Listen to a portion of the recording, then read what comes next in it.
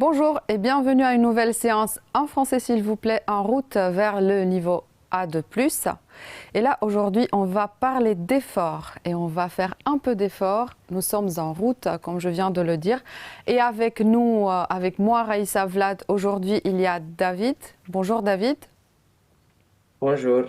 Et il y a Anouka. Bonjour Anouka. Bonjour.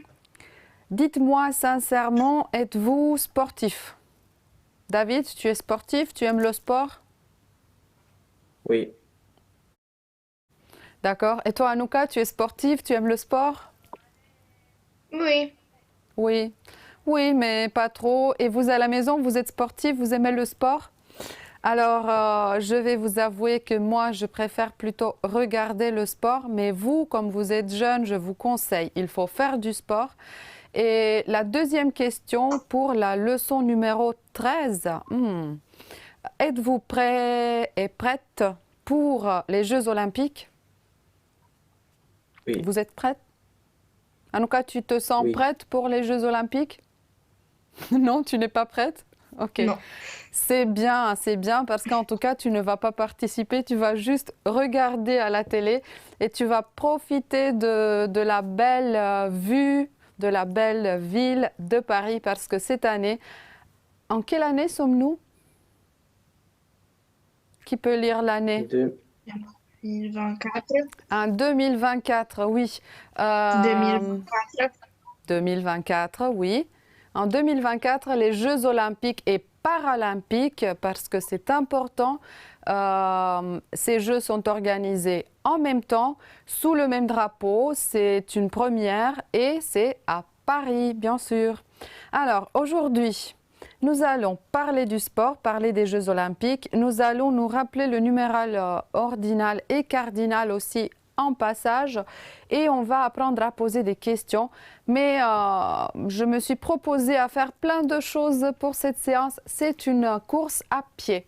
Est-ce que vous avez un sport préféré, Anouka? Quel est ton sport préféré? j'adore nager. Tu adores la natation? Eh bien, ça tombe bien, c'est un sport olympique. Et toi, David, tu as un sport préféré? Oui, le basket. Le basket. Le basket est également un sport olympique et vous allez voir à la maison, cette année, il y a un nouveau sport olympique qui fait son apparition à Paris. Est-ce que vous avez une idée? Quel pourrait être le nouveau sport olympique en 2024? Un sport pour les jeunes? Non? Vous allez voir. Je ne vous dis pas encore, on va lire ce long texte avec les Jeux olympiques et paralympiques. Paris 2024, quel enthousiasme. Anouka, tu veux commencer la lecture? Les Jeux olympiques et paralympiques sont le plus grand événement sportif mondial. Le tour est venu pour Paris d'accueillir le monde et de célébrer les valeurs olympiques et paralympiques. Les Jeux olympiques de Paris 2024 seront le plus grand événement jamais organisé en France. Ils se tiendront du 26 juillet au 11 août 2024 durant 16 jours hors du temps pendant lesquels Paris 2024 sera le cœur du monde. Les jeux, c'est du sport, mais tellement plus encore. Une combinaison de rendez-vous culturels, de programmation artistique et de performances diverses qui crée une expérience unique en son genre. Les Jeux, c'est un festival populaire et multiculturel qui s'adresse au monde entier.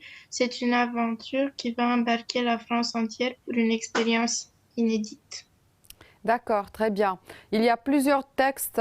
C'est une séance basée profondément sur la compréhension parce que, en plus du français, je voulais vous transmettre en français des informations très importantes cette année parce que c'est vrai, c'est un énorme événement pour la France, pour Paris et pour nous francophones et francophiles aussi parce que nous avons Paris au cœur, n'est-ce pas? Ou dans le cœur, n'est-ce pas? Oui. Vous n'osez pas dire Oui, non, hein, quand même. Et cette année, Paris sera le cœur du monde en organisant le plus grand événement jamais vu. Jamais, c'est-à-dire que c'est quelque chose de unique. On peut utiliser jamais pour parler de l'unicité d'un événement. Et là, pour la compréhension, quelques questions. Quand auront lieu les Jeux olympiques et paralympiques de 2024, David?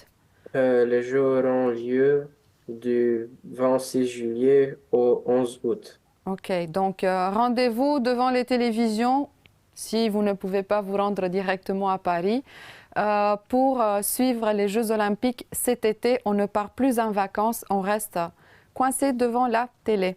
Où seront-ils organisés, Anouka? Difficile question. À Paris. Oui, à Paris, très bien, super. C'est vrai, à Paris. Et je ne vous cache pas, nous allons faire une autre séance. La séance suivante portera aussi un tout petit peu sur les Jeux olympiques parce que vous allez voir, ça va être vraiment spécial. Tous les monuments, tous les endroits touristiques, culturels de Paris que vous connaissez vont être employés et mis en valeur par cet événement. C'est vraiment un effort appréciable pour la France et un moment intéressant pour nous de découvrir Paris autrement. Paris, ce n'est pas uniquement des musées, ce n'est pas seulement la Tour Eiffel, voilà, c'est aussi les Jeux olympiques et paralympiques. Que représentent les JO pour Paris? JO, Jeux olympiques. David, qu'est-ce qu'ils représentent ces Jeux olympiques pour la ville de Paris? C'est le plus grand événement jamais organisé en France. Oui, voilà, c'est ça. Le plus grand événement jamais organisé en France, ok? Et qu'est-ce qu'ils vont proposer en dehors des épreuves sportives, c'est-à-dire en plus? Parce qu'il y a un fragment où l'on nous dit bon, c'est du sport pendant cette période du 26 juillet au 11 août, mais il y a aussi autre chose. Qu'est-ce qu'il y a en plus, Anouka? Une combinaison de rendez-vous culturels, de programmation artistique et de Exactement. performances diverses. Exactement. Donc, je ne sais pas, peut-être c'est grâce au fait que les Jeux seront hébergés par une ville tellement multiculturelle, tellement ouverte, tellement artistique, que cette fois-ci, il y aura beaucoup plus que du sport. D'ailleurs, les Jeux olympiques sont construits autour de valeurs qui sont communes au sport, aux arts et pourquoi pas, on va dire, à la francophonie, mais c'est pour une séance suivante. Pour ceux qui sont à la maison, ceux qui aident parce que je parle avec vous, mais ceux qui sont à la maison, est-ce que vous pouvez prendre un morceau de papier et écrire ces nombres en lettres? Vous restez avec moi, Anouka. Non, non, non, vous ne prenez pas de papier. J'ai besoin de vous actifs. Vous allez lire à haute voix. Allez, je ne peux pas vous aider parce que si je lis, c'est inutile. David, start. 26, 26. Anouka. 11, Oui, c'est simple. David. 19, Très bien. Anouka. 206, Excellent. David. 41, Très bien. Anouka. 329, Super. David. 758, Mhm. Et Anouka. 10 500, OK. Qu'est-ce que ces nombres pourraient-ils représenter? Je ne sais pas. C'est un mystère. Mystère complet. C'est une recette de ratatouille, je crois, non? Ah non, c'est pas une recette de ratatouille, c'est les Jeux olympiques, un chiffre, bien sûr. Alors, nous allons assister à la... vous pouvez me lire ce chiffre, Romain? 33e Olympiade.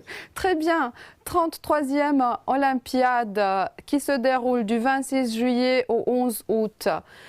Il y aura 19 jours de compétition.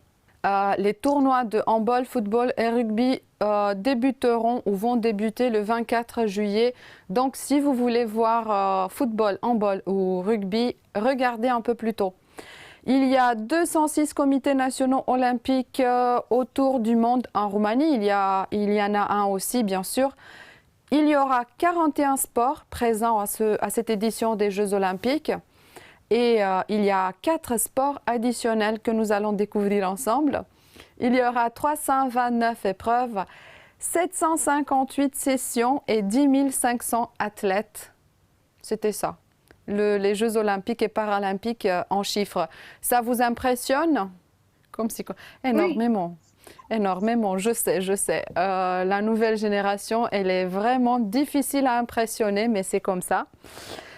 Vous avez vu le... C'est quelle édition? Je ne me rappelle plus. La 33e. Exactement, c'est la 33e édition. J'espère ne pas me tromper parce qu'alors ça va être grave.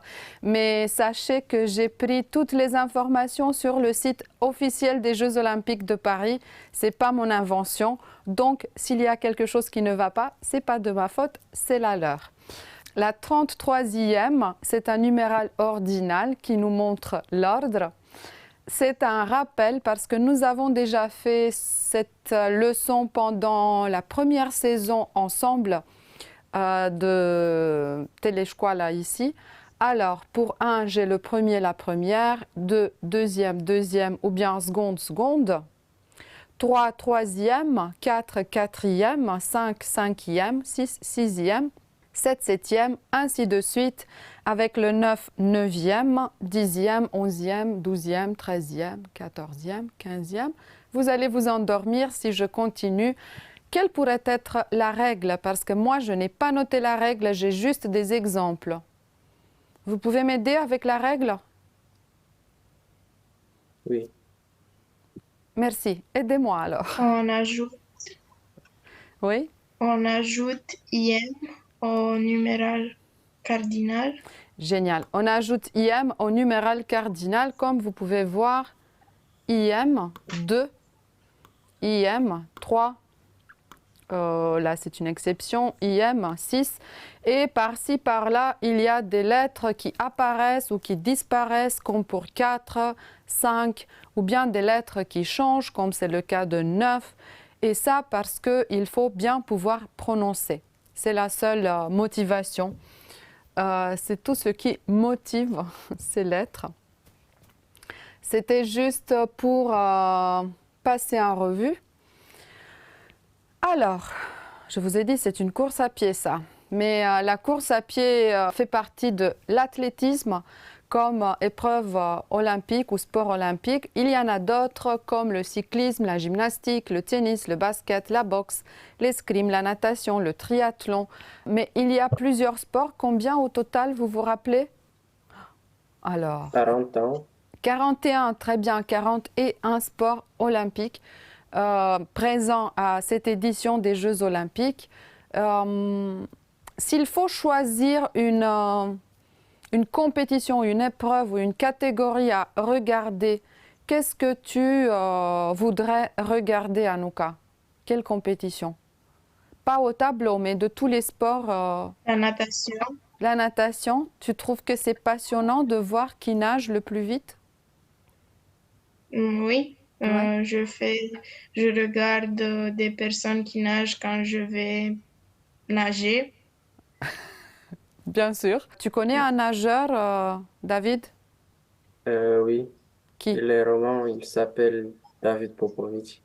Ah voilà, il connaît David Popovic, c'est un champion et il est roumain, il fait de la natation, il est très bien, ok.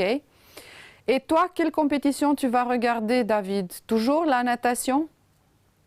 Oui, mais aussi le basketball. D'accord. Est-ce qu'il y a un basketballeur que tu apprécies? Oui. Et c'est un secret? Tu ne peux pas dire? Non. Alors, Non. dis. Luka Doncic. D'accord. Ok. En mentionnant les noms du basketballeur et du nageur cités par David, on ne va pas dire qu'il participe forcément aux Jeux olympiques. Je ne suis pas sûre, en effet, quelle est la composition des équipes de la Roumanie. Mais on va se renseigner pour la prochaine fois. Là, on va se renseigner sur ces définitions du sport. Anouka, tu veux m'aider pour commencer? C'est un sport, mais aussi une manière d'exprimer son accord. Oui, Quel sport commence par un H et finit par un Y?